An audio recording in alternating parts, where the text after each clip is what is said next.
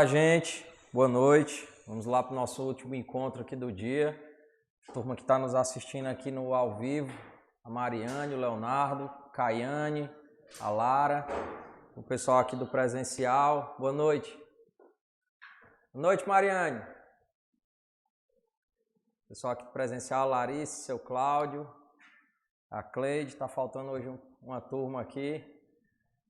Vamos lá para mais um encontro de penal. Gente, provavelmente eu tenho esse encontro e outro, tá? Aí eu vou só verificar com as aulas restantes, com as aulas que faltam. Na próxima semana vocês terão aulas de empresarial e consumidor, e administrativo e constitucional. Constitucional com o professor Alexandre Pinto e administrativo com o professor Moacir. E terão aulas de empresarial e consumidor no final de semana, já para encerrar empresarial e consumidor, porque o professor vem de fora, então ele vai ministrar, ele mora no Maranhão, então ele vem e vai no final de semana, ele vai ministrar, então vocês vão ter uma carga maior de aulas de empresarial e consumidor. São 2 aulas de consumidor e 4 de empresarial com o professor Bruno Chaves, tá? Daqui a 15 dias vocês já vão ter, durante 2 finais de semana, vocês vão ter uma carga maior de aulas de direito do trabalho e processo do trabalho, com o professor Joilson, que também vem de Fortaleza, ele vem 2 finais de semana seguidos, para encerrar a carga horária de trabalho e processo do trabalho, certo? E ainda vai ainda ter uma aula do professor Cavalcante Neto, uma aula minha, que se eu não puder ministrar ao vivo, eu gravo e coloco na plataforma para vocês, porque eu vou ver os horários com os demais professores. Essa é a minha 4ª aula, eu ainda quero ministrar mais uma aula, até mais curta, mas trabalhando questões para a gente terminar de ver o tema, tá?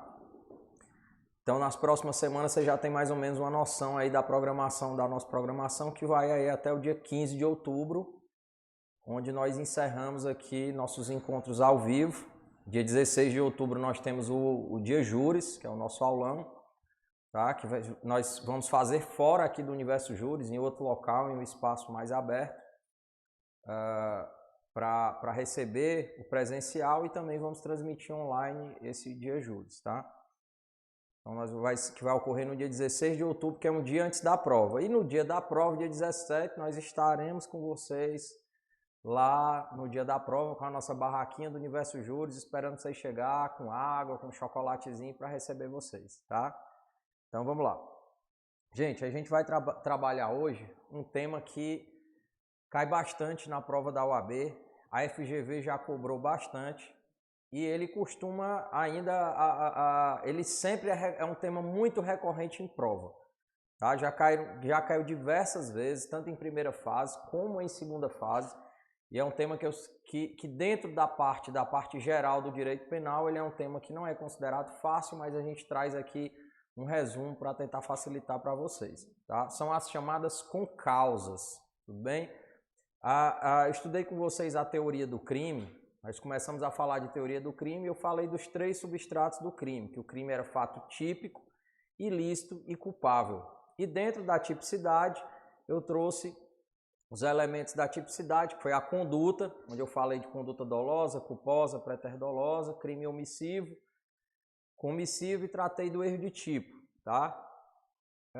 Fora a conduta tem o resultado. No resultado, o mais importante é o quê? A classificação dos crimes, a diferença entre resultado material, formal e de mera conduta, que está lá no material de vocês, tá? E fora o resultado, nós temos o chamado nexo de causalidade, que é o estudo dentro do nexo de causalidade, onde nós estudamos as chamadas concausas. O que são as concausas? São causas paralelas concorrendo para o mesmo evento. Ou seja, são 2 causas que concorrem de forma conjunta, paralela, para o mesmo evento criminoso. Elas concorrem em paralelo para a prática de um crime. Eu vou trazer exemplos práticos aqui para vocês, tá? Essas concausas, gente, elas podem ser absolutamente independentes ou elas podem ser relativamente independentes, tá? Concausas absolutamente independentes e relativamente independentes. Tanto as concausas absolutamente independentes como as relativamente independentes, as duas, tá? Elas podem ser pré-existentes, concomitantes e supervenientes. Pré-existentes, já ouviu muito isso, Larissa? pré-existentes, concomitantes e supervenientes. Então, com causa absolutamente independente, relativamente independente. Professor, é assim que vai cair na minha prova? Não, não é assim.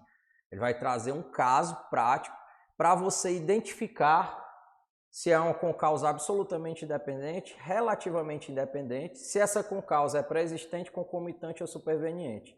A depender da concausa, tá? A depender se ela é absolutamente ou relativamente, se ela é pré-existente, concomitante ou superveniente, é que você vai poder identificar o resultado, certo? Mas eu vou explicar aqui para vocês de uma forma mais clara, trazendo exemplos práticos, tudo bem? Pessoal de casa, Adam, quem está assistindo em casa, coloca o meu slide lá no grupo do Telegram, por favor, porque se ficar ruim a imagem aqui, o pessoal pode dar uma olhada lá. Com causa absolutamente independente. A primeira que eu quero trabalhar com vocês, com causa absolutamente independente. Quando é que eu falo em com causa absolutamente independente? Eu tenho duas causas concorrendo para o resultado, certo? Eu tenho uma causa efetiva, que é aquela causa que realmente pratica o crime, que é a causa efetiva do crime, e eu tenho uma causa concorrente, é aquela paralela a ela, mas não é a causa do crime efetiva, tá? A gente vai falar mais disso.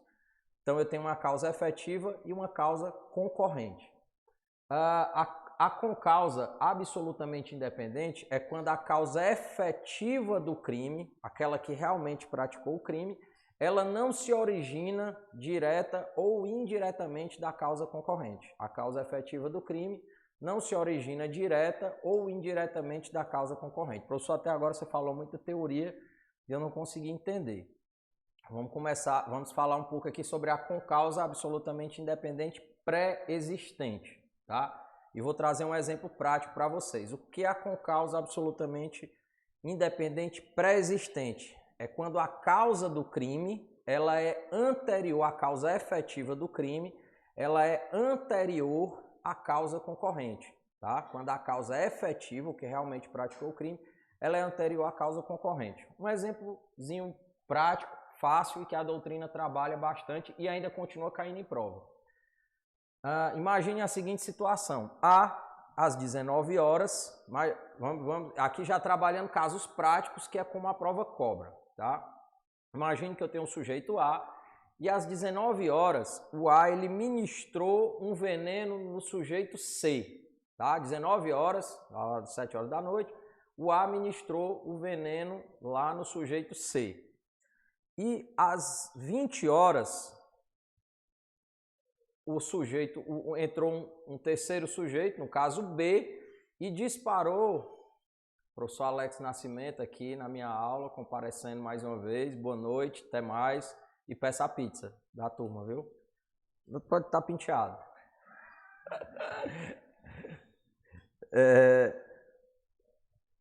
Às 19 horas, o A foi alvo, né, como vítima.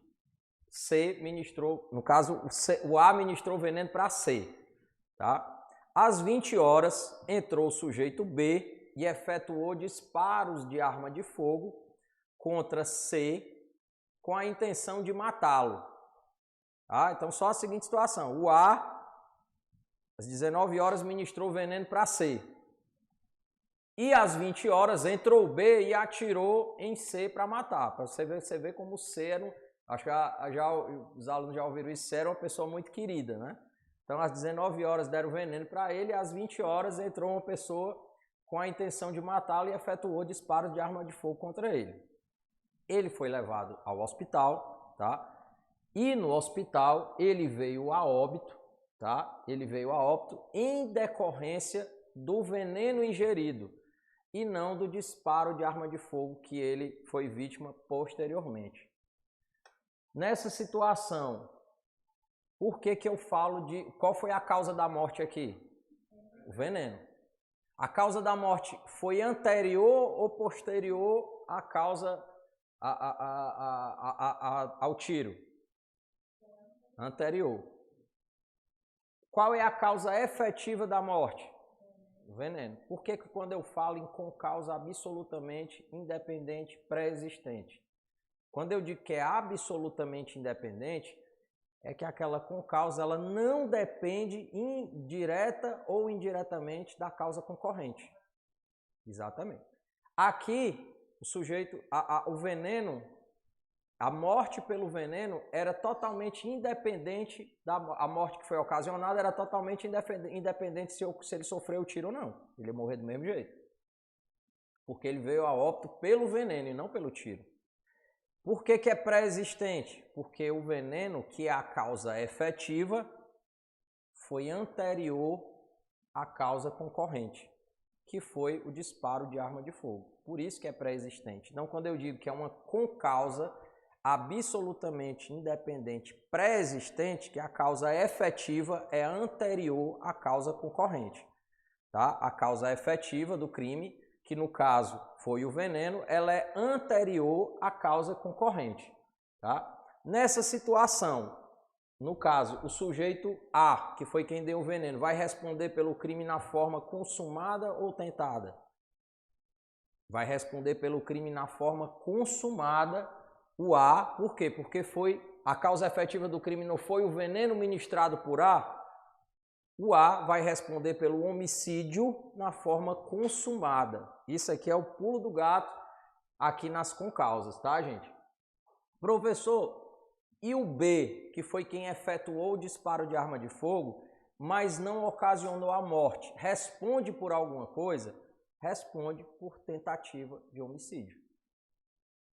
Mas ele não morreu, não, mas ele não morreu pelo disparo de arma de fogo, morreu pelo veneno ingerido antes que foi ministrado por A.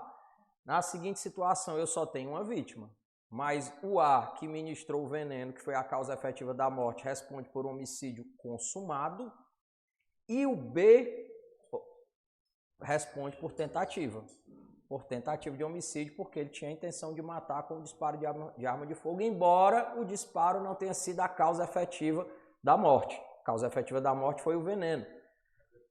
Mas ele tentou. Então vai responder por tentativa. Qual é a conclusão que eu quero tirar daqui?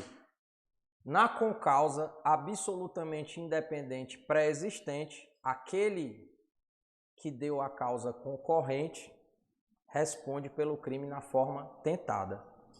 A causa efetiva, ou seja, quem deu causa efetiva ao crime responde na forma consumada. Quem deu causa concorrente responde na forma tentada. Guardem isso, que vocês vão ver que nos demais a gente vai trabalhar esse raciocínio. Tá? Com causa absolutamente independente concomitante. O que é que ele quer dizer com a concausa concomitante?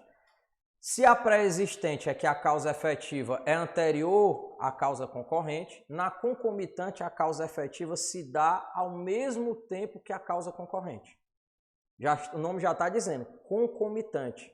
Então, pré-existente, causa efetiva anterior à concorrente, concomitante, causa efetiva se dá ao mesmo tempo da causa concorrente. Aí a gente trabalha com o mesmo exemplo que é para a gente ficar com a cabeça fresquinha com relação a isso aqui. Mesma situação, às 18 horas, a gente só mudou os horários aqui, às 18 horas, estava ministrando veneno em C, tá? Nesse mesmo horário, às 18 horas, no mesmo horário, entrou B, um assaltante, e matou C com disparos. C veio a óbito em razão dos disparos. Vejam que eu coloquei a situação do assaltante para trazer outro crime, que é o latrocínio, tá? Mas eu poderia dizer aqui que quem entrou com a intenção de praticar um roubo poderia entrar com a intenção de matar, só responderia pelo homicídio, tá? Então, no momento em que A, 18 horas, ministrava veneno em C, entrou B, seja para roubar, tá? Eu trouxe o exemplo do latrocínio, mas imagine que B tenha entrado para matar, mas no mesmo horário. Então, enquanto um estava ministrando veneno, o outro entrou e efetuou disparos de arma de fogo. Aqui, a vítima veio a óbito em razão dos disparos de arma de fogo. Vejam que eu tenho... Qual foi a causa efetiva? O disparo de arma de fogo. A causa concorrente, o veneno. Se a causa efetiva foi o disparo de arma de fogo, quem deu causa efetiva, B, vai responder pelo crime na forma consumada. Quem deu causa concorrente, no caso o A, vai responder na forma tentada, tá? Vejam que é o mesmo raciocínio lá da concausa pré-existente. Lá na concausa absolutamente independente pré-existente, aquele que deu a causa efetiva respondeu consumada, causa concorrente, forma tentada. Aqui, na concomitante, é a mesma ideia. Aquele que deu causa efetiva ao crime, consumada, que deu causa concorrente, tentada. Tá ok? Tentada. Então, concomitante é quando a causa efetiva se dá ao mesmo tempo que a concorrente. Superveniente, ou seja, se a pré-existente é anterior, a concomitante é durante, a superveniente é quando a causa efetiva ela é posterior à causa concorrente. Tá? Com causa absolutamente independente superveniente é quando a causa efetiva ela é posterior, superveniente à causa concorrente. Mesmo exemplo, A, às 19 horas, emprega o veneno no organismo de C.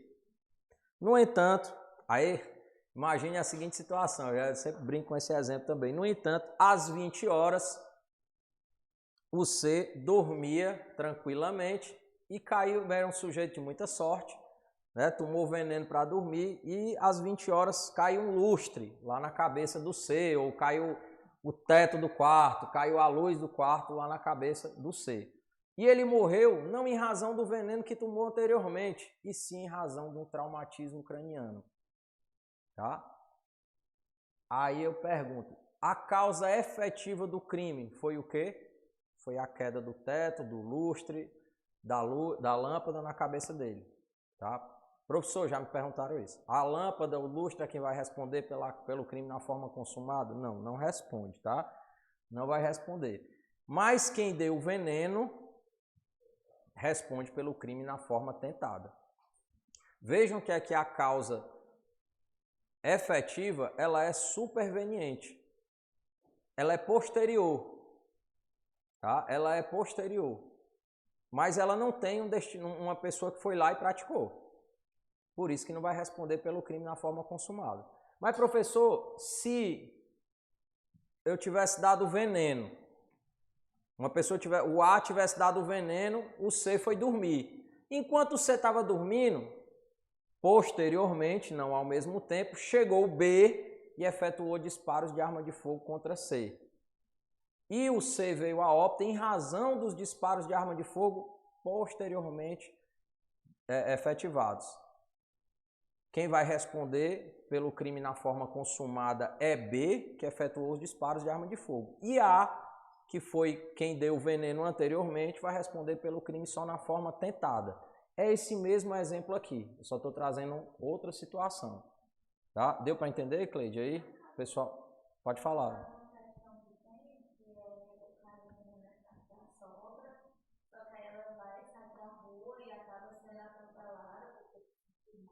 Mas veio a óbito em razão do veneno ou do atropelamento?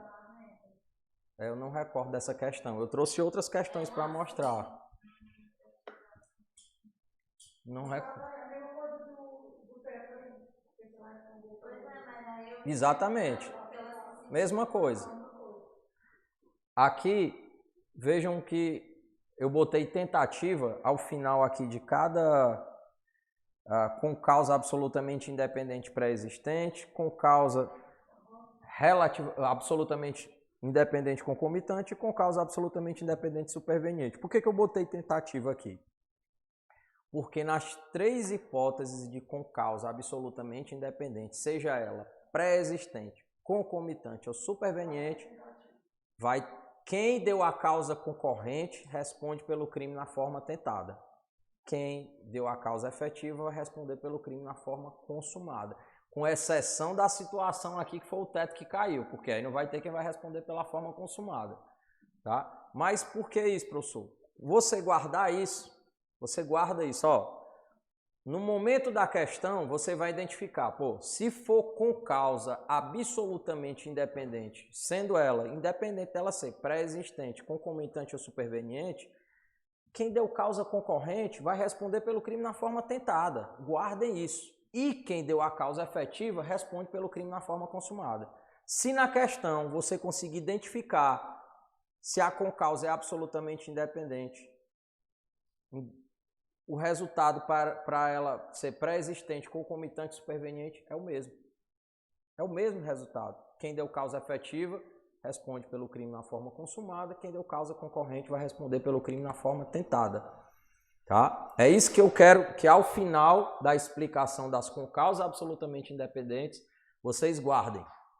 A primeira diferença, o que é a concausa absolutamente independente, é quando a causa efetiva independe da causa concorrente. Vejam que nenhuma dessas situações elas dependem uma da outra.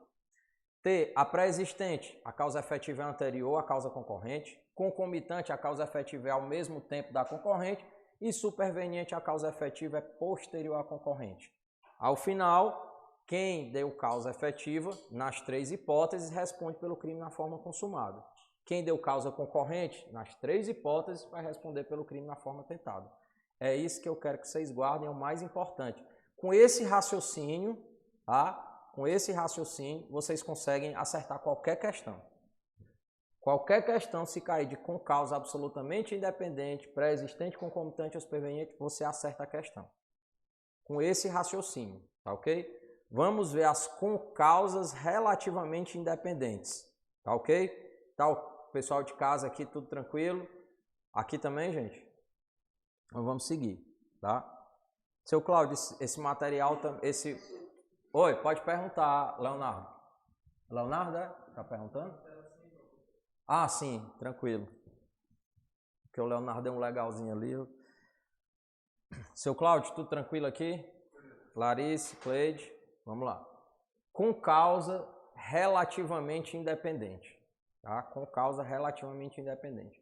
Lá nas concausas relativamente independentes, vejam agora comparando. Se na absolutamente independente a causa efetiva não se origina direta ou indiretamente da concorrente, na absolutamente independente, é porque na relativamente independente, a palavra relativa já traz isso, é que a causa efetiva, aqui nesse caso, ela já tem uma ligação com a concorrente. Ela já se origina direta ou indiretamente da causa concorrente.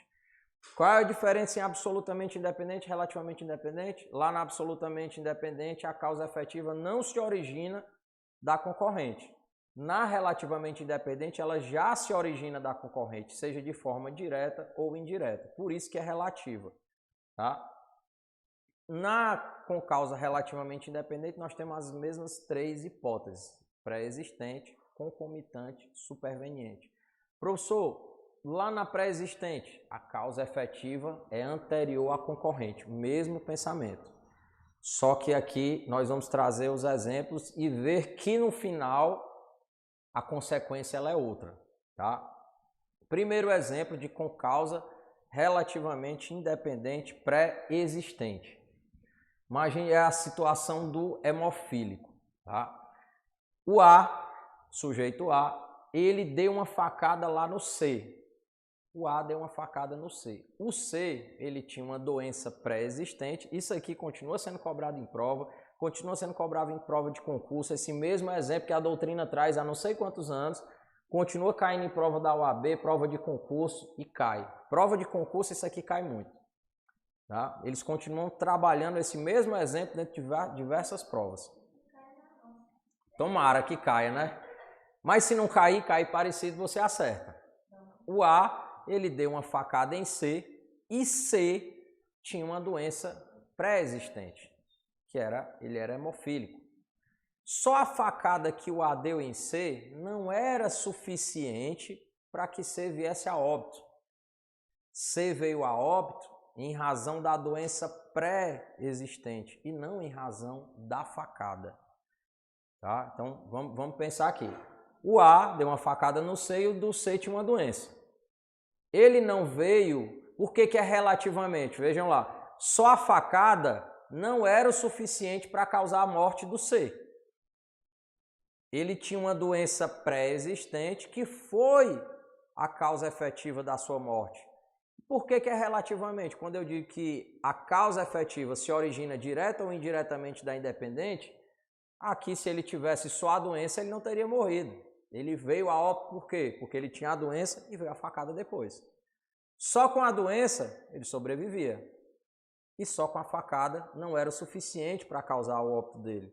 Então, a doença pré-existente, a junção da doença pré-existente mais a facada foi que levaram ao óbito. Por isso que na relativamente independente a gente diz que uma causa se origina da outra, seja direta, seja indiretamente. Vejam que lá na absolutamente independente as causas eram totalmente independentes. Aqui não. Aqui elas já dependem mais uma da outra. Tá? Nessa situação, aí vejam que no slide que eu trouxe para vocês, ele fala o seguinte: o A, ou seja, quem deu a facada, responde pelo homicídio consumado. Aí a jurisprudência trouxe a seguinte discussão. Mas espera aí, não existe responsabilidade penal objetiva. A responsabilidade penal ela é subjetiva, porque eu tenho que apontar o dolo ou culpa do agente. Pergunto, o A sabia se o C tinha a doença? Foi o que a jurisprudência trouxe para a discussão. Aqui ele fala, aqui ele não, no exemplo ele não traz essa informação. Eu vou mostrar uma questão para vocês que ele já fala que ele sabia da doença pré-existente. O que é que a jurisprudência fala? É diferente. Se o A, ao efetuar aqui a facada, sabia da doença pré-existente e agiu com dolo, ele vai responder pelo crime na forma consumada. Se ele não sabia, ele não tinha qualquer conhecimento, ele responde pelo crime na forma tentada. Tá quente aí? Responde pelo crime na forma tentada. Então, há necessidade aqui de que o A, ou seja, de que o sujeito que ministra a facada, tendo uma doença pré-existente, que ele tenha conhecimento de que da pré-existência dessa doença, tá ok? Se ele não tiver conhecimento, ele não vai responder pelo crime na forma consumada. Mas vejam aqui... Eu só não consigo entender, porque também não seria consumado do mesmo jeito, né? Porque se ele deu a facada, não foi com o dolo de matar? O seu Cláudio está perguntando aqui que ele não consegue entender por que se ele não sabia da pré-existência da doença e ele deu a facada, por que ele não responde pelo consumado, mesmo se ele não sabia da pré-existência da doença? É o seguinte, seu Cláudio, porque só a facada em si não o mataria. O que veio trazer o resultado óbvio dele foi a junção da facada mais a doença pré-existente que ele não tinha conhecimento. Se ele não tinha conhecimento, porque ele poderia ter dado uma facada, mas, por exemplo, ele deu só um corte. Aquele corte seria suficiente porque não foi possível estancar o sangue. Mas se ele não tivesse uma doença pré-existente, aquele corte jamais o mataria. Se você, por exemplo, aí não especifica, né? Exatamente. Não, mas nesse caso ele não sabe que ele tem a doença. Aqui ele não sabe. Aí responde por homicídio consumado. Tentado. Se ele sabe que ele tem, é consumado, tá? Se ele sabe ou não sabe. Ele não fala também do grau da facada. Não. Mas ele não precisa falar do grau na facada. A questão não vai trazer falando do grau na facada. O que ele vai falar é o seguinte: o laudo do perito pode trazer, mas a sua questão ela não vai trazer dizendo provavelmente qual grau que a facada foi. Ele vai falar o seguinte: se tinha doença pré-existente ou não, e se ele sabia ou não da pré-existência da doença. Esse é o ponto X que a questão vai trazer. Se ele sabia da pré-existência da doença, vai responder pelo crime na forma consumada. Se não sabia, tentado. Mas qual é a consequência final aqui?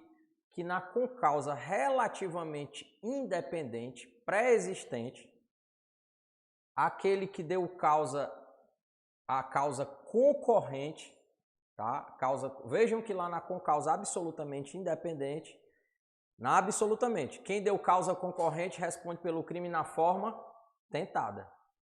Nas 3 espécies que eu trabalhei lá. Aqui, na concausa relativamente independente, aquele que deu a causa concorrente responde pelo crime na forma consumada. Porque aqui a causa efetiva do crime não foi a facada, por mais que ele soubesse. A causa efetiva foi a doença pré-existente. A facada foi a causa concorrente. Então, por que eu tenho que mostrar essa diferença para vocês? Porque na questão vocês vão ter que saber diferenciar isso. Não entendeu? Vou explicar. Vou explicar ao pessoal de casa, se não estiver entendendo, coloca aqui no chat que eu explico, tá?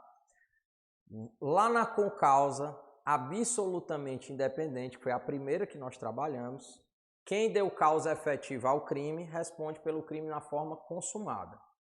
Quem deu causa concorrente responde pelo crime na forma tentada. Beleza.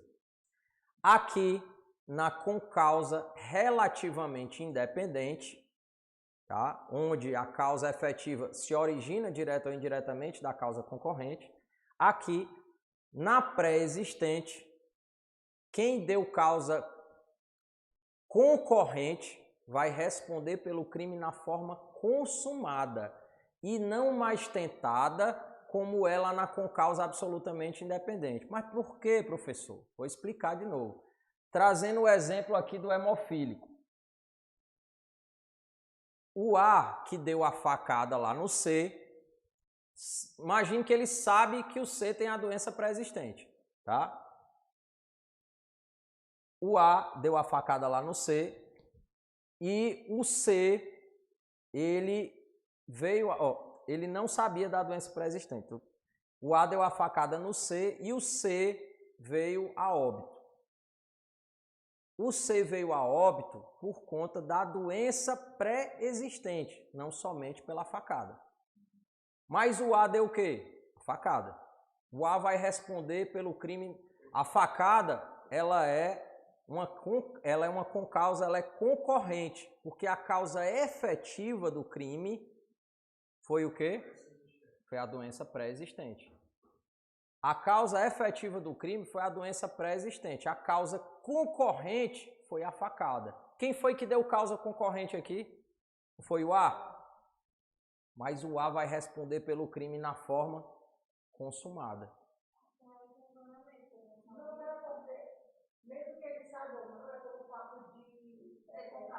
Pronto, vamos lá.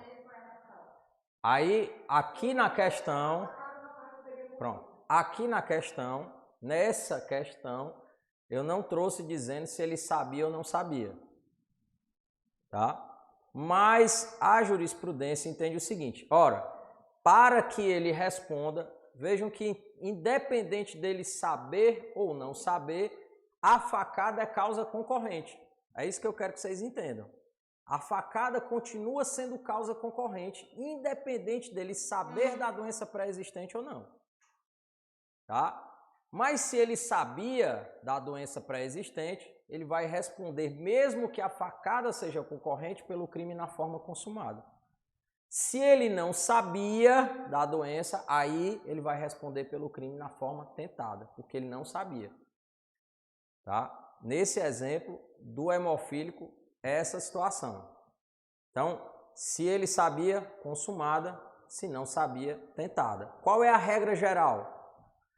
Que lá nas concausas relativamente independentes, a regra geral, pode ser em outro exemplo, pré-existentes, concausa relativamente independente pré-existente, aquele que deu causa concorrente responde pelo crime na forma consumada, diferente lá da concausa absolutamente independente, que quem deu causa concorrente responde pelo crime na forma tentada. Essa é a regra geral. Se cair esse exemplo de uma doença anterior, em que há necessidade de uma ação posterior, como foi a facada, aí você tem que observar se a questão traz o elemento, se ele sabia ou não sabia. Se não sabia tentada, se sabia consumada. Porque a jurisprudência já traz esse elemento, ou seja, não há responsabilidade penal objetiva, então ele tinha que ter conhecimento anterior para que venha responder o crime na forma consumada. E se a questão não trouxer essa possibilidade de saber ou não saber, vai ser consumada, né, professor? Se a questão não trouxer. Se a questão não trouxer essa informação, eu marcaria de forma consumada, a não ser que a questão diga que ele não sabe. Não, ela está dizendo o seguinte, se a questão não trouxer nada. E com essa questão aqui, Pronto, essa questão não trouxe. Eu diria que era consumada. Por quê? Porque em regra geral, agora eu acho difícil a questão não trazer. Por quê? Esse exemplo é um exemplo da doutrina, mas hoje, você olha lá no meu material, eu já trago esse exemplo, mas eu falo com relação à questão dele saber ou não saber também. Tá? Se botasse desse jeito, poderia até ser talvez Uma questão do jeito que está aqui, que não fala se sabe ou não sabe, ela pode até hoje gerar um recurso. Tá? Mas se você tivesse que marcar, você ia pela regra geral, ou seja, com causa relativamente independente pré-existente. Quem deu causa concorrente responde pelo crime na forma consumada. Eu iria nessa que é a regra geral. Isso se a questão não traz, se ele sabe ou não sabe. Óbvio que depois isso é passível de recurso. Tá? É passível de recurso. Mas se a questão não traz nada, eu diria que era consumado, porque a questão não trouxe nenhum elemento. E essa é a regra geral da concausa relativamente independente pré-existente. Tá? Tudo tranquilo aqui? Quem me perguntou, não sei se foi a Lara, foi a Caiane. Quem foi? A Raimara. É porque não está aparecendo aqui o nome da Raimara para mim aqui em cima. Então vamos lá. Eu vou passar para concomitante, depois eu faço uma revisão de tudo, tá? Com causa relativamente independente, tá? Concomitante. Essa aqui é o exemplo mais mentiroso que eu vejo, mas é um exemplo, se vocês pegarem qualquer livro de direito penal, parte geral, os livros da parte geral vão trazer esse exemplo aqui. O A, ele dá um tiro para matar a vítima C, tá? A vítima, tá? Vendo que o tiro vai... Isso é um exemplo que a doutrina traz, tá? Vendo que o tiro vai acertar nela, antes de acertar, ou ao mesmo tempo, ela tem uma parada cardíaca e vem a óbito. Eu imagino que velocidade é essa de pensamento mais rápido que o tiro, né? A velocidade do pensamento, mas é sério. Pode abrir os livros de doutrina que vocês vão ver esse exemplo lá. Tá? Por que eu trago ele? Porque esses exemplos que a doutrina trabalha muito já há bastante tempo, eles podem ser cobrados. São exemplos clássicos. Né? Então, ele traz esse exemplo de concomitante. Tá? Pode ser uma situação que nunca tenha nem acontecido, mas a doutrina criou esse exemplo para mostrar como funciona a concausa relativamente independente concomitante. O que é concomitante? É quando a causa efetiva se dá ao mesmo tempo da causa concorrente. Então, aqui... Por que ela é relativa? Ora, se o sujeito não tivesse efetuado o disparo da arma de fogo, o outro teria vindo a falecer por conta da parada cardíaca? Não, porque a parada cardíaca foi justamente por conta do disparo de arma de fogo. Aí eu imagino a situação, ele poderia apontar e disparar por mais que ele errasse. Mas o sujeito, quando viu o outro que já estava disparando, já teve a parada cardíaca e veio a óbito. Ele não veio a óbito por conta do disparo de arma de fogo. Ele veio a óbito por conta da parada cardíaca. Mas um não teria acontecido sem o outro. Ou seja, ele não teria tido a parada cardíaca se não fosse o disparo de arma de fogo. E foi ao mesmo tempo. Então, o disparo de arma de fogo aqui, ele é causa efetiva ou concorrente?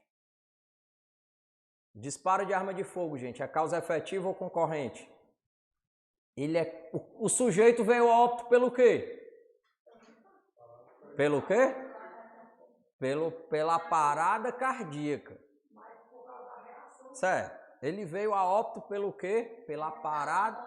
Ele veio a óbito pela parada cardíaca. O disparo de arma de fogo é causa o quê? Efetiva ou concorrente? Concorrente. Concorrente. Por quê? Oi? Era o dia dele morrer. Mas vamos, se era concorrente, quem deu o disparo de arma de fogo vai responder pelo crime na forma tentada ou consumada? Consumada. Consumada. Por quê? Porque é a mesma ideia do de cima. Foi concomitante porque o disparo e o óbito em decorrência da parada cardíaca foi ao mesmo tempo. Mas a parada cardíaca, ela é a causa efetiva do crime. E o disparo de arma de fogo é a causa concorrente. Mas quem efetuou o disparo de arma de fogo vai responder pelo crime na forma consumada, porque se ele não tivesse disparado, o outro não teria tido a parada cardíaca. Então, qual é a ideia? Lá nas concausas relativamente independentes, pré-existentes e concomitantes, quem deu causa concorrente responde pelo crime na forma consumada. Isso é diferente lá das concausas absolutamente independentes. Que eu falei lá nas absolutamente independentes, eu disse o seguinte: tanto faz ela ser pré-existente, concomitante ou superveniente. Quem deu causa efetiva responde pelo crime na forma consumada. Quem deu causa concorrente responde pelo crime na forma tentada. Então, causa concorrente, lá nas três hipóteses de concausa absolutamente independente, ele vai responder pelo crime na forma tentada. Aqui na concausa relativamente independente é o contrário. Nas duas hipóteses que nós já vimos, pré-existente e concomitante, quem deu causa concorrente responde pelo crime na forma consumada, diferente lá da absolutamente independente. Deu para pegar isso aqui, gente? Ó, lá na absolutamente independente, pré-existente, concomitante, quem deu causa concorrente responde pelo crime na forma tentada. Aqui, na relativamente independente, pré-existente e concomitante, quem deu causa concorrente responde pelo crime na forma consumada, o contrário da outra, e não mais tentada. Professor, por que é consumada? Porque apesar da causa dele ser concorrente, sem ela não teria acontecido o óbito. Aqui, na hemofilia, qual foi a causa concorrente? Foi a facada. Mas a facada não teria causado a morte se não existisse a hemofilia. Mas se ele tivesse só a doença e não tivesse a facada, não tinha a morte. Aqui na situação do disparo de arma de fogo, o sujeito que efetuou o disparo de arma de fogo, o outro não teria vindo a óbito, no caso, não teria tido uma parada cardíaca se ele não tivesse disparado. Como ele disparou, por mais que a causa efetiva do crime tenha sido outra, ele responde como crime na forma consumada. Ele também tinha intenção de matar. Ah, mas professor, não foi o tiro que matou, mas se ele não tivesse atirado, o outro não tinha morrido. Então, pode falar, Larissa. Por exemplo, ele deu tiro, nesse caso não teria ele deu tiro, devido ao tiro ele foi para o hospital, mas ele não morreu por causa do tiro. Ele morreu porque foi injetado um remédio e ele tinha alergia a esse remédio. Pronto, vou falar disso. A Larissa está me perguntando, aqui eu transmiti para o pessoal de casa, se na seguinte situação que ele deu o tiro, ele não veio ao óbito por conta do tiro, foi para o hospital e lá no hospital que ele veio ao óbito em decorrência de um erro médico, de uma infecção hospitalar, mais ou menos isso, né, Larissa? Eu vou falar disso agora, quando eu for trabalhar com causas relativamente independentes supervenientes, tá? Então aqui na concomitante, tá ok, né, gente?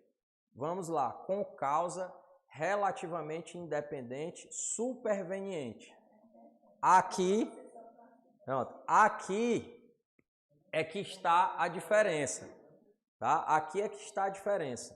Lá nas concausas absolutamente independentes, repetindo, eu já falei isso várias vezes nessa aula para ficar na cabeça de vocês, nas absolutamente independentes não importa se é pré-existente, concomitante, superveniente. Sempre quem deu causa concorrente responde pelo crime na forma tentada. Quem deu causa efetiva, consumada.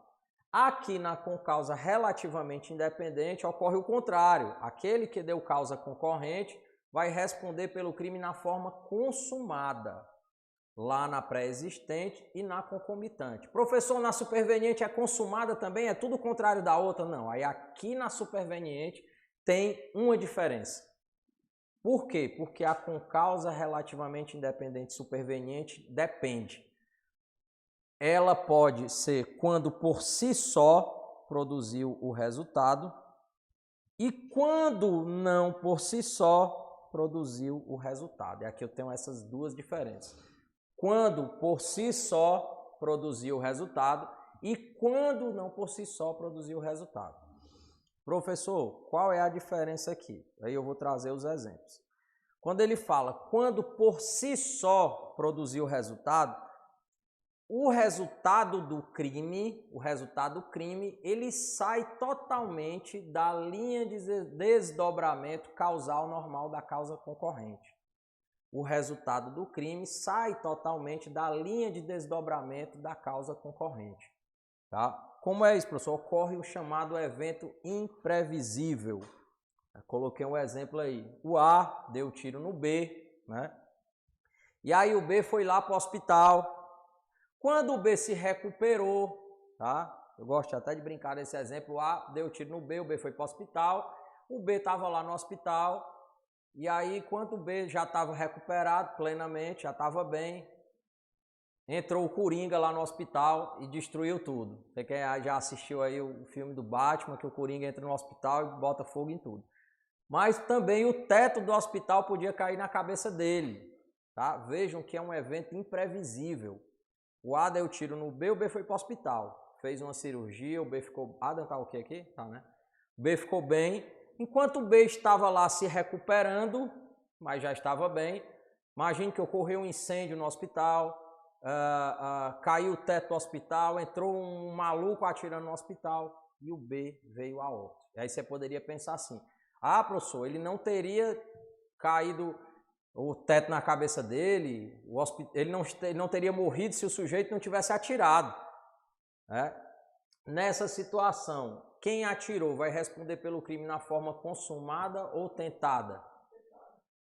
Tentada. Vai responder pelo crime na forma tentada. Por quê? Porque o resultado, ele saiu da linha de desdobramento normal.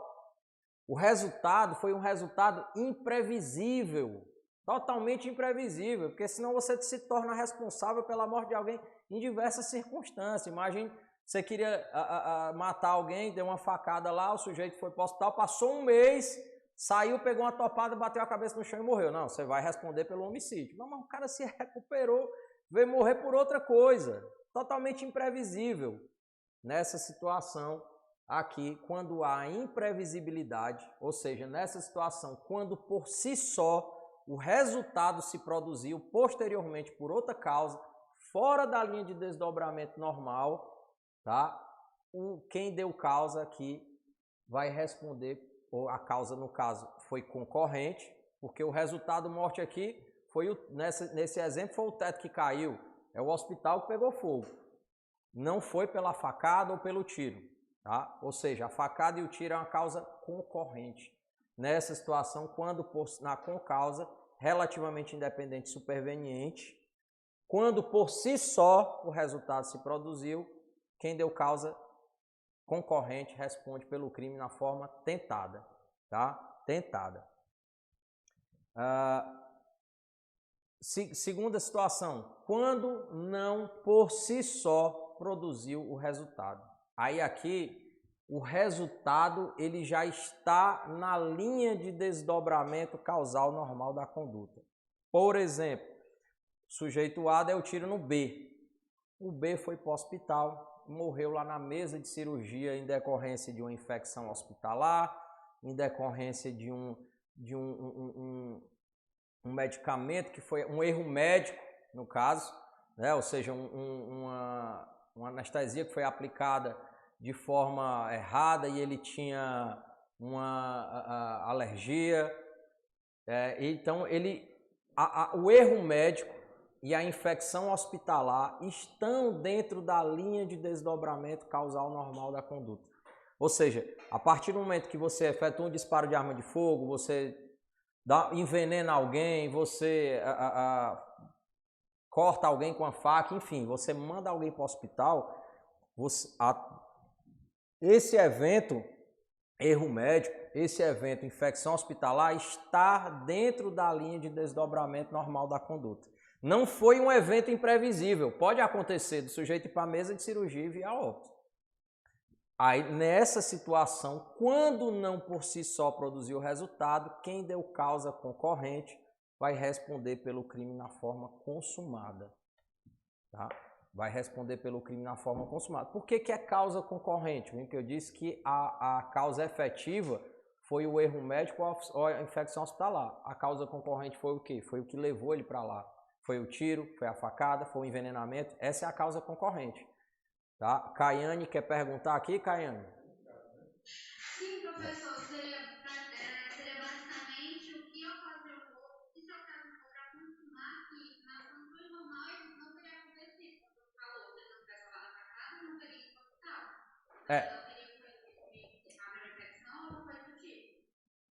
Aqui nessa situação aqui ele fala o seguinte, que nasce dentro de uma causalidade adequada, que é a situação do caso, ou seja, dentro da linha de desdobramento da conduta, a infecção hospitalar e o erro médico são situações que podem acontecer. Tá? Dentro dessa situação que pode acontecer, se viu óbito em decorrência de uma infecção, de um erro médico, quem deu causa concorrente vai responder pelo crime na forma consumada. Tá? Era mais ou menos isso? Pode falar. Porque eu não formulei, porque eu estava tentando falar e na hora que eu falei, você perguntou e eu Fique não, pode falar. Aqui é o espaço para você perguntar o que você quiser. Viu? Às vezes a sua dúvida é a dúvida do colega que está aqui.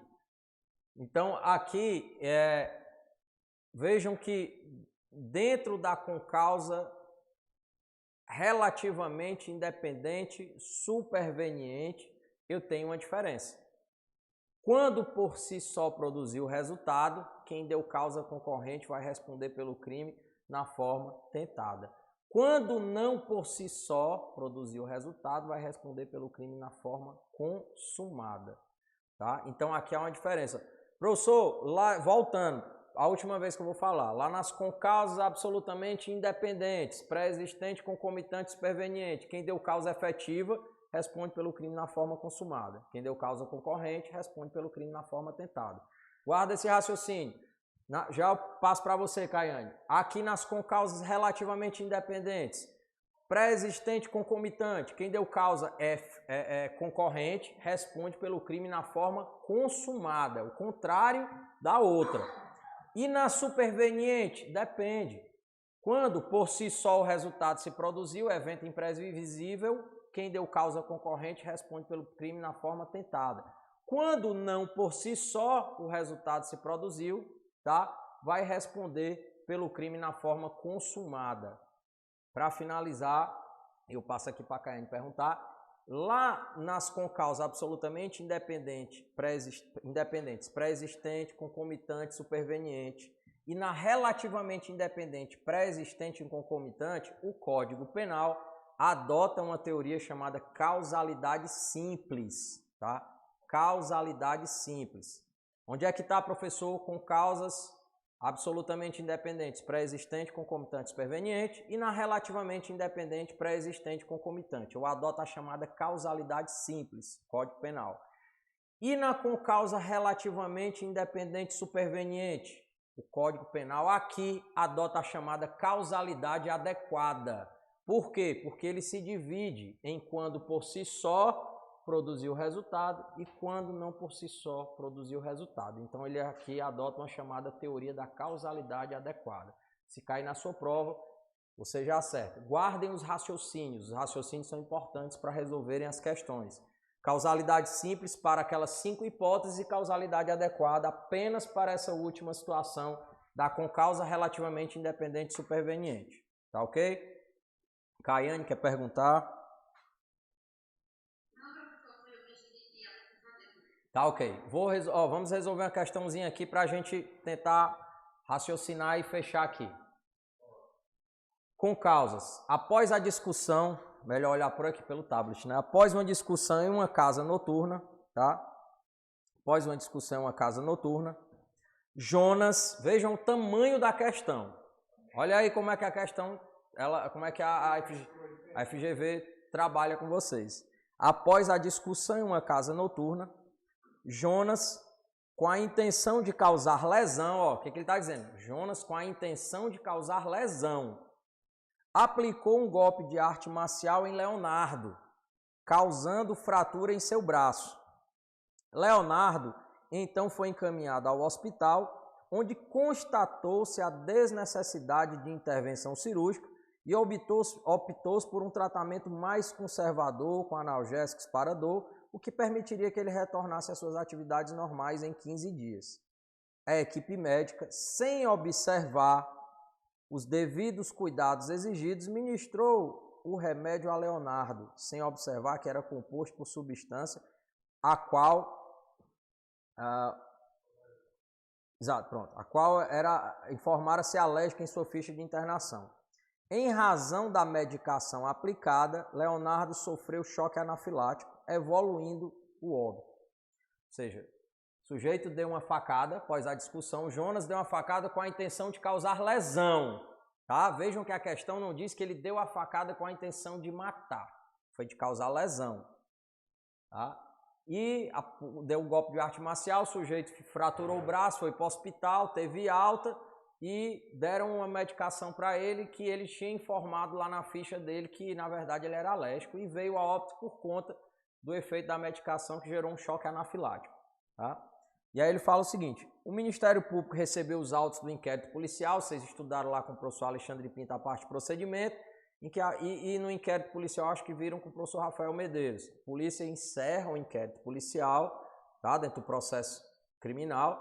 Ao final, o delegado encaminha os autos para o Ministério Público. O Ministério Público oferece denúncia se entender que ali a materialidade e a autoria, ou seja, houve prática de crime.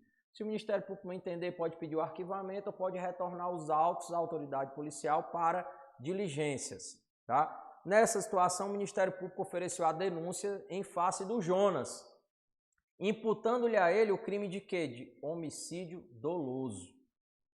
Aí pergunta, diante dos fatos acima narrados, considerando o estudo da teoria da equivalência, que foi o que nós estudamos nas concausas, o advogado de Jonas, aí se imagine você na situação, deverá alegar que a morte de Leonardo decorreu de causa superveniente. Vejam bem, a morte de Leonardo decorreu de causa superveniente. Vamos lá. A. Absolutamente independente, devendo ocorrer desclassificação para que Jonas responda pelo crime de lesão corporal seguida de morte. E aí? Não tá. Por que está errado? Porque ele está dizendo que foi lesão corporal. Não tinha intenção de cometer homicídio. Não. Não é por isso que está errado, seu Cláudio. Não. Ele está dizendo o seguinte. Exatamente. O erro da questão está justamente quando ele fala que é concausa absolutamente independente. E ela é uma concausa relativamente independente. Porque ele não teria, aqui vejam que ele foi para o hospital por conta da lesão. Não foram causas independentes uma da outra. Ele foi para o hospital por conta da lesão. Tá? E vejam outra coisa, o seu Cláudio disse aqui, pessoal, só a gente está socializando aqui entre nós, pessoal do ao vivo e do presencial, que o erro estaria em quando ele fala que ele responde pelo crime de lesão, mas é lesão mesmo, seu Cláudio, sabe por quê? Porque lá no início ele fala, ó, com a intenção de causar lesão. Com a intenção de causar lesão. B. Relativamente independente. Por que ele fala ocorrer desclassificação? Não sei se o professor Alexandre Pinto chegou aqui, mas isso aqui também é questão de prova. Exatamente. Lá no júri, na sentença lá do processo do júri, a sentença no júri é diferente da sentença no procedimento ordinário. Procedimento ordinário, a sentença é condenatória ou absolutória. No procedimento do júri, a sentença ela pode ser de pronúncia, impronúncia, desclassificação e absolução sumária. E a desclassificação é justamente quando você pede que se desclassifique, sai do crime do doloso contra a vida para um crime que não seja doloso contra a vida, ou seja, eu tiro a competência do júri. Né? Então, na B ele fala o seguinte, relativamente independente, devendo ocorrer desclassificação para o crime de lesão corporal seguida de morte, já que a morte teve relação com sua conduta inicial. A morte teve relação com a conduta inicial?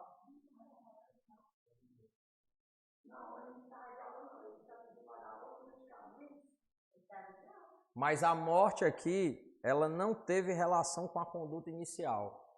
Uma relação que eu digo direta. C. Relativamente independente, que por si só causou o resultado, devendo haver desclassificação para o crime de homicídio culposo. Não pode ser homicídio, gente. Por quê? Porque lá no início a questão fala com a intenção de causar lesão. Com a intenção de causar lesão. E letra D é relativamente independente, porque ele não teria tido o choque anafilático, não teria ido para o hospital se não fosse a lesão no braço, né? Aí fala que por si só produziu resultado. O evento posterior foi imprevisível? Aí foi. Ó, que por si só produziu o resultado. Vejam que aqui há isso aqui ele pergunta como é que você deveria agir como advogado. Quando por si só produziu o resultado. Devendo haver desclassificação para o crime de lesão corporal, não podendo ser imputado o resultado morte. O que é que a questão traz? Ela diz o seguinte, olha, mas professor, você não falou lá que o erro médico geraria quando não por si só produziu o resultado? Mas vejam que aqui ele fala o seguinte, Leonardo então foi encaminhado ao hospital, onde constatou-se a desnecessidade de intervenção cirúrgica e optou-se por um tratamento mais conservador com analgésicos para dor, o que permitiria que ele retornasse às suas atividades normais em 15 dias. Foi constatado que não haveria necessidade de intervenção, tá? E foi optado um tratamento mais conservador.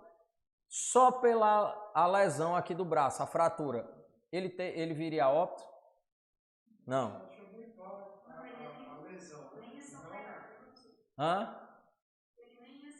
Exatamente, nem ia ser operado. Aí fala, a equipe médica, sem observar os devidos cuidados exigidos, ministrou o remédio a Leonardo, sem observar que era composto por uma substância ao qual o paciente informara-se alérgico em sua ficha de internação. Em razão da medicação aplicada, veio a sofrer um choque anafilático. Nessa situação, gente, mesmo tendo erro médico, a banca considerou que aqui foi um evento imprevisível. Aqui foi um evento imprevisível. Exatamente, porque há situações em que há um erro médico, mas é um erro médico cometido durante uma cirurgia, às vezes durante um procedimento, ali não numa situação dessa, principalmente quando ele fala com a intenção de causar lesão. Tá? Por isso que, aí vocês quando forem responder a questão, as questões elas sempre vão indagar você na condição de advogado. Vocês dentro dessa situação, não que vocês sempre vão ter que fazer isso, mas a grande maioria, vocês fizerem muitas questões, vocês vão ver que a FGV ela sempre trabalha para que você raciocine como advogado na hora da prova, inclusive na prova objetiva, e dentro dessas opções, qual é a melhor opção para o seu cliente? É responder por lesão corporal seguida de morte? Não é. É responder nas duas hipóteses aqui fala lesão corporal seguida de morte, A e B. Na C, deve haver classificação para homicídio culposo. Qual é a melhor situação para ele aqui? A D. Por quê? Ele vai responder apenas pelo crime de lesão corporal, não podendo ser imputado o resultado morte. Outra dica para vocês responderem as questões. Rapaz, eu estou na dúvida de qual vou marcar. Ele colocou você na condição de advogado. Não que 100% das questões vai lhe direcionar sempre para a mais benéfica. Porque se você tiver certeza de que aquela é a resposta correta, você vai marcar. Mas se você tiver na dúvida de qual marcar, veja qual das opções é mais benéfica para o seu cliente. Mas eu estou na dúvida entre A e B.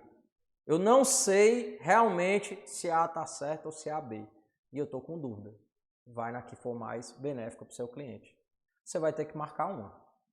Então, marque a que for mais benéfica.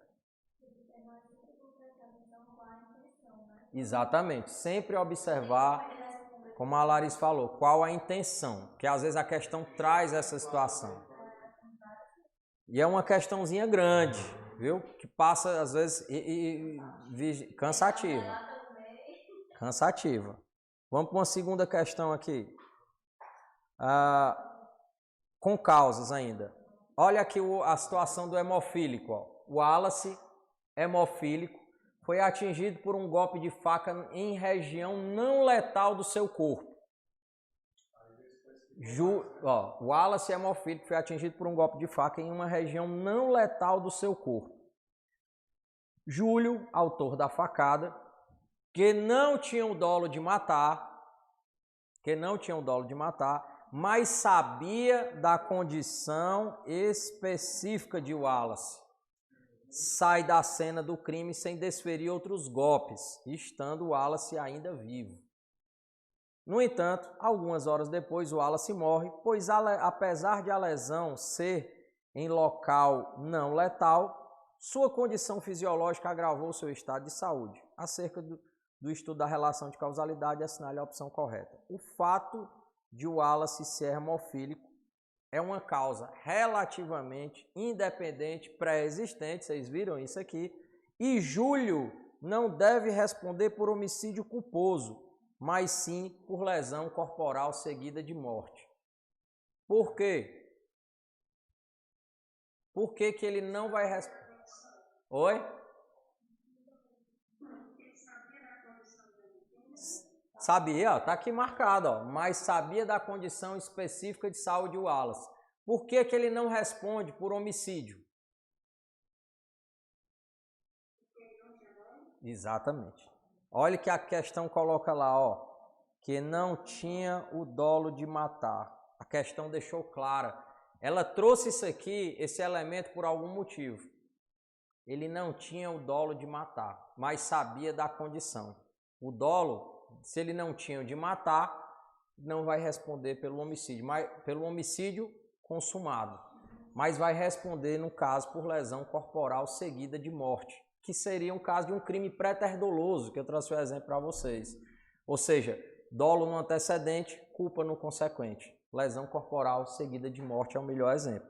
Tá? Então a está correta quando ele diz que o Wallace, apesar o fato de Wallace ser hemofílico, é sim causa relativamente independente pré-existente, e Júlio não vai responder por homicídio culposo, mas sim por lesão seguida de morte, justamente porque ele não tinha o dolo de matar. Vamos só olhar as outras aqui rapidamente.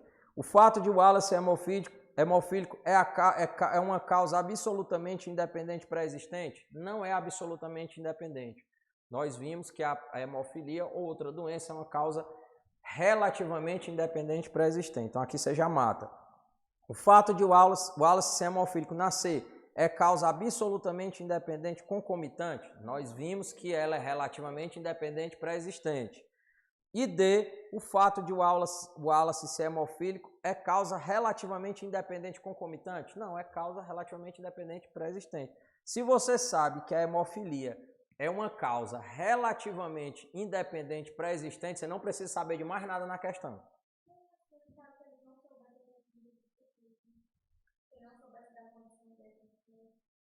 Ele ia responder também, aí ele poderia responder pelo homicídio, no caso, no homicídio não, ele responderia pela tentativa, no caso ele responderia pela lesão corporal também.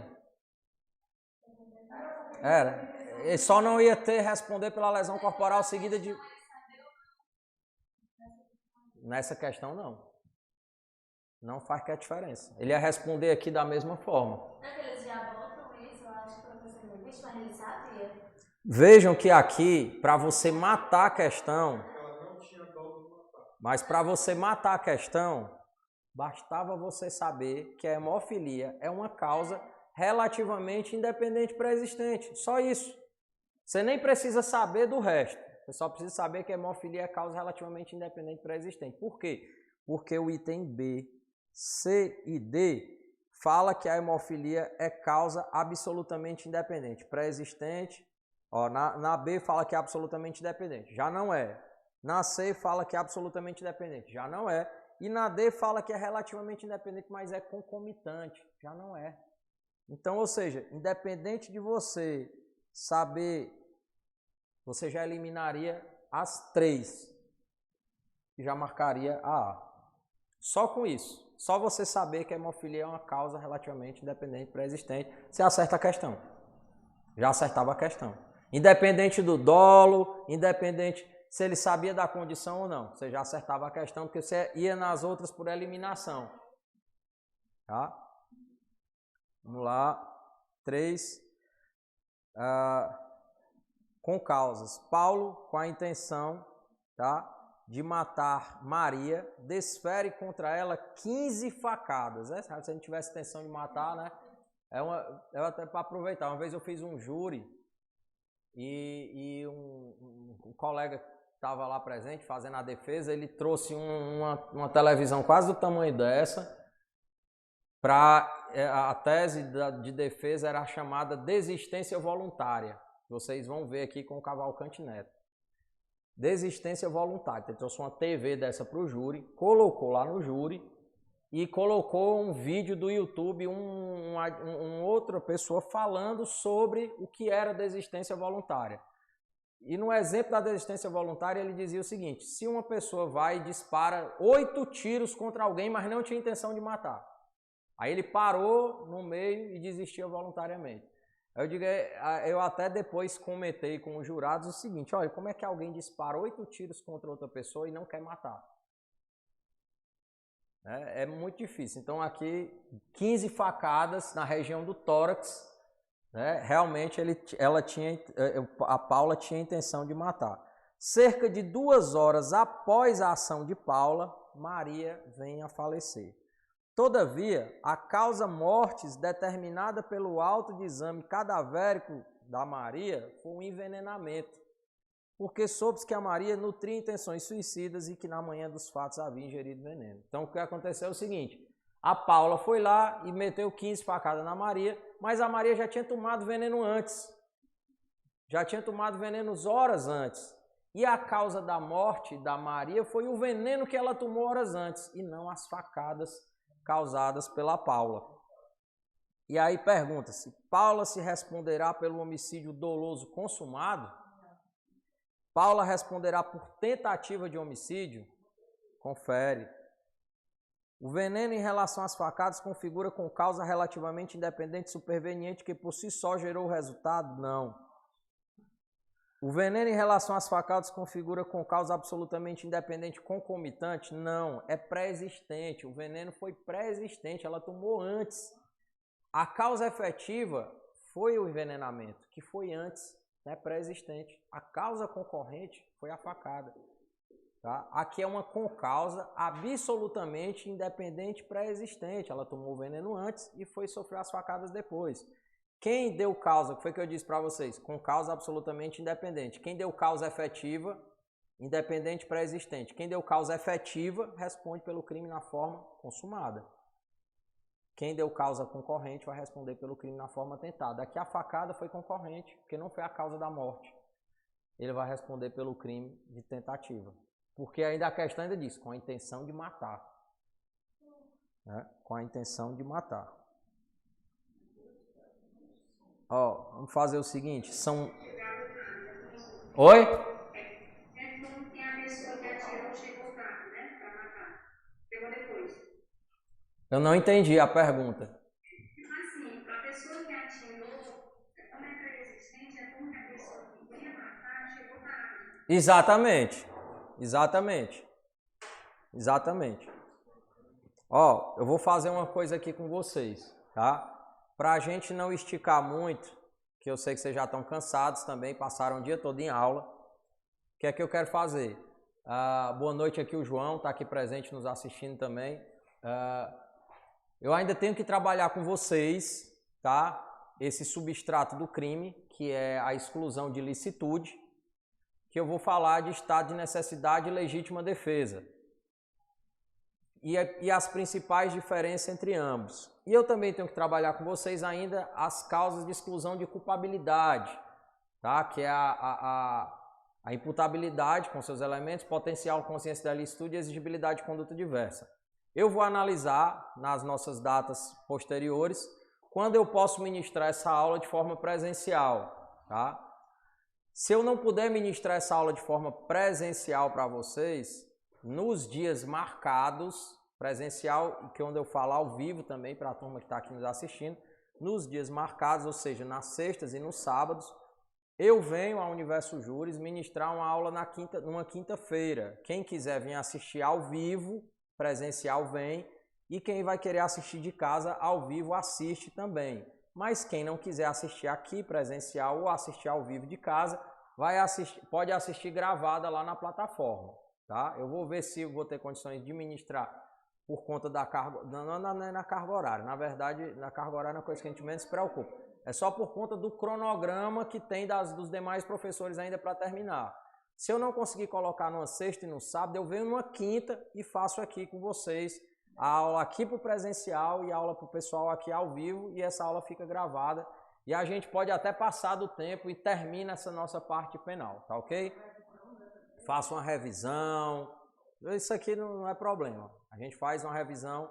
Queria desejar boa noite para o pessoal aqui do presencial que está nos assistindo, boa noite para a turma de casa, um grande abraço e até o nosso próximo encontro, tá, gente?